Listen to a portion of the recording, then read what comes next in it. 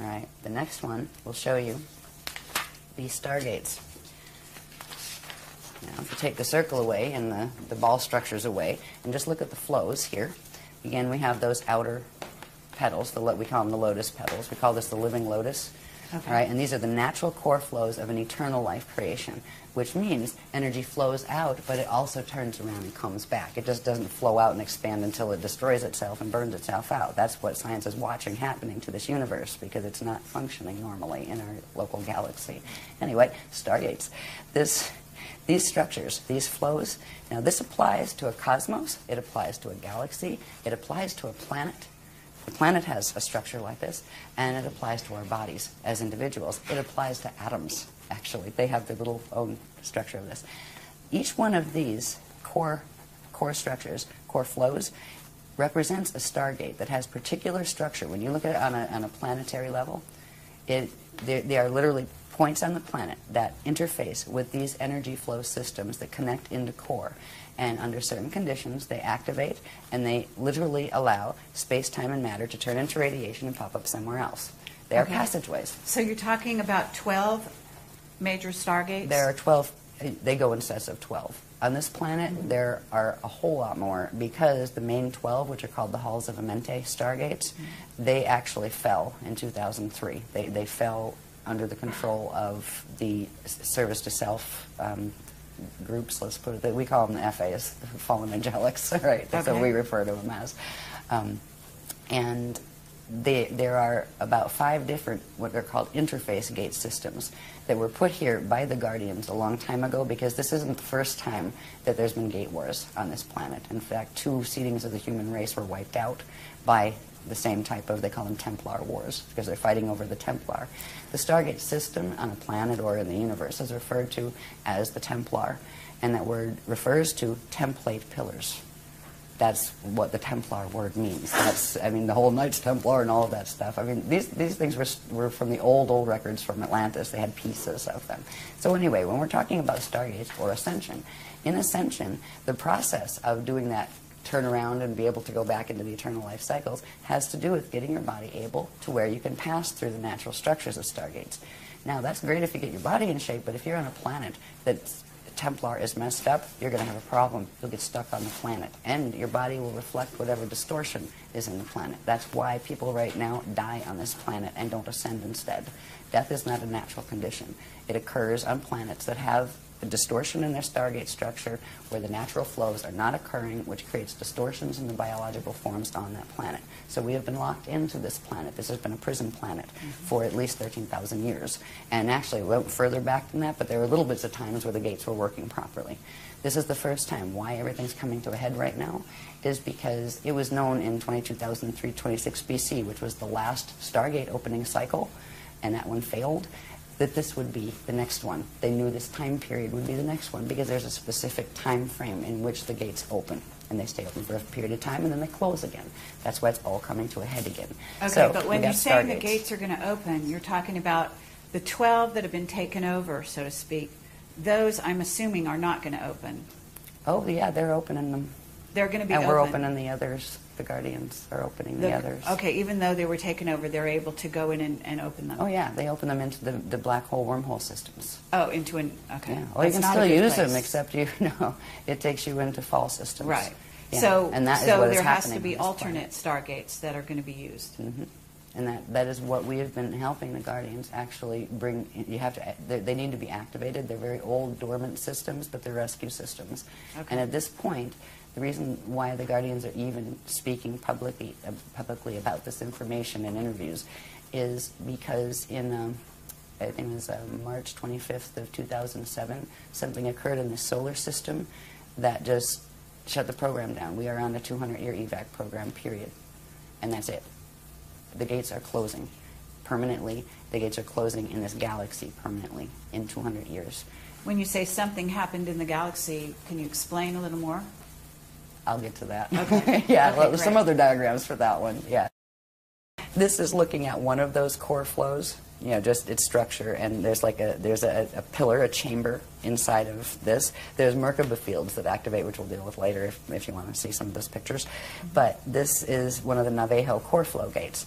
Now, the other ones that aren't shown on here that look like the lotus petals, they're usually the flows that when a stellar activation cycle happens, they're usually the only ones that open because they will take you to the next density level up or even 2 densities up. They'll give you vertical ascension, but not diagonal or going back in and back out again. They're very limited, actually, in their capacity, but you can still ascend through them. When the planet, and the only time they open these is if they are seeding a new race on the planet or if they are evacuating a race on the planet. And these core gates are opening on the planet because this is an evacuation. We have a 200-year warning because something happened with the sun that it's not going to be, one is not going to be able to live on this planet by about 2976. And it's going to be before that, actually, but that's when it explodes from what they said. We're in a timeline, and we're stuck in a timeline. Voyager's mentioned it, that if we didn't make certain changes with the stellar activation cycle and reach a certain level, we were going to get dragged into a probability alignment in which the planet literally exploded because of the mechanics that were occurring with the Zetas and different intruder races. And that is a probability line we got stuck in. And that's why we are on an evac order, and that's why we're speaking about it publicly. There are things we can do. It's not like, oh, the world is ending. No. In fact, this is really good because what could have happened in 2012 isn't going to. But there's certain ones that really want these things to happen, and I will talk about those a little bit in a little while. But this is the core gate structure. And it's, it's very detailed. I just really put these up not to read every little thing to let you know and to let the public know that they are there and the sophistication of this material. This is why, talk about me, I'm not important. What's important is look at this material. It blows my mind. Yeah. I look, and the breadth of it. I mean, it covers everything from stargates to biology to, cosmic structure to pre-particle physics. I mean, it's an amazing body of material. If this wasn't serious, they wouldn't be giving us this information. So anyway, that's the core gate structure, and they are activating the core gates. If you want to see how a core gate would sit on the planet to get an idea, this gives you an idea. That's just like a landscape painting behind it. It's actually a mural that I did on my wall in the house in Arizona we lived in. But it shows, right, here's the sky, and here's like, the land, and here's like the subterranean levels below the land, and going down to the core. It shows how these gate flows work when they're open. And there would be 12 of these on the planet.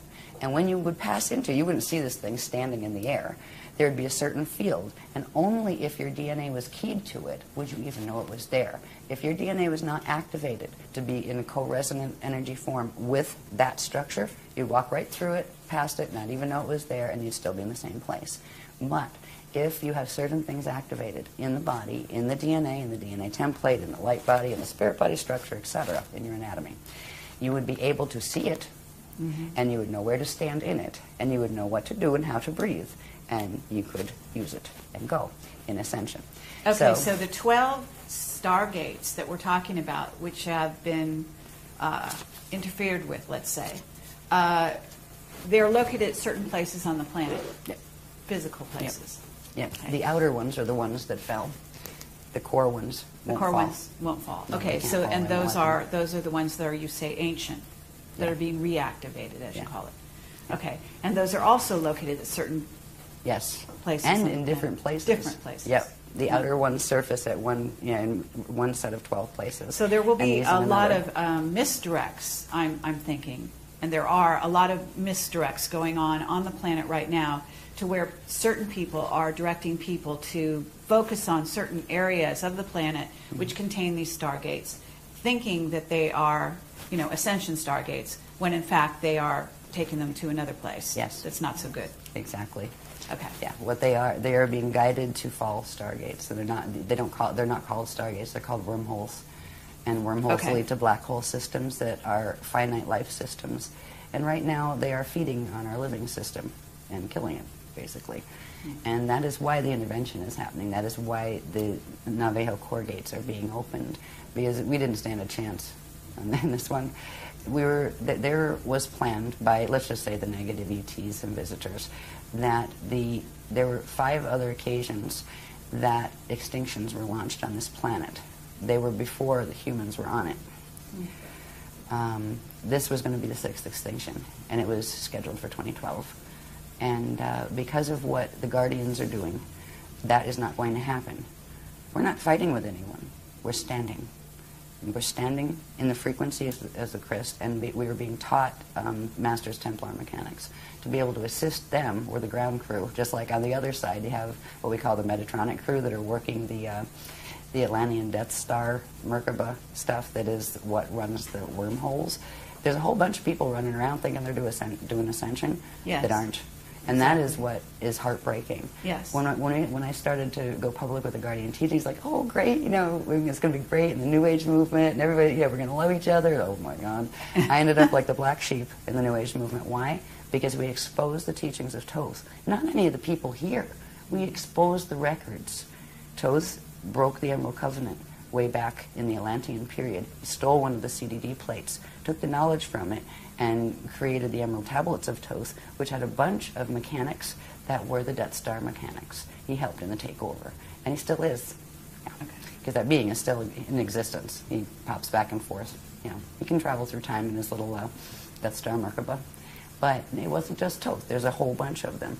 So when it was pretty heartbreaking as this information, because I was thinking, oh, great, we're all going to love each other, and, you know, yeah, it's Ascension time. Yeah, right. It didn't work that way because nobody wanted to hear it, and it's too bad. At least there were some people that wanted to hear it because they came to workshops.